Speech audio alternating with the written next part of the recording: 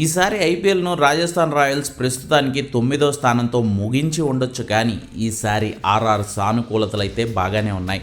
మొదటిది వైభవ్ సూర్యవంశీ లాంటి చిచ్చర పిడుగు సంచలనాన్ని ఫైండ్ అవుట్ చేసే అవకాశం ఇవ్వడం అయితే, రెండోది యశస్వి జైస్వాల్ సూపర్ ఫామ్ని చూపించడం. లీగ్ అంతా రాజస్థాన్ గెలిచినా గెలవకున్న యశస్వి జైస్వాల్ మాత్రం ఆడుతూనే ఉన్నాడు. హాఫ్ సెంచరీల మీద హాఫ్ సెంచరీలు బాదుకుంటూ రాజస్థాన్కి మూలస్తంభంలా నిలిచాడు.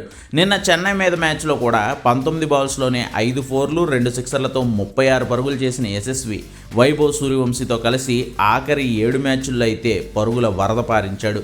మొత్తంగా ఈ సీజన్లో 14 మ్యాచ్లు ఆడి 159 స్ట్రైక్ రేట్తో 559 పరుగులు చేశాడు జైస్వాల్. ఇందులో 6 హాఫ్ సెంచరీలు ఉన్నాయి. ఈ సీజన్లో మొత్తం 28 సిక్సర్లు బాదాడు జైస్వాల్. సాయి సుదర్శన్, గిల్, సూర్యకుమార్ యాదవ్, విరాట్ కోహ్లీ సహా టాప్ 5లో ఉన్న మరే ఆరెంజ్ క్యాప్ పోటీదారుడు కూడా ఇన్ని సిక్సర్లు కొట్టలేదు.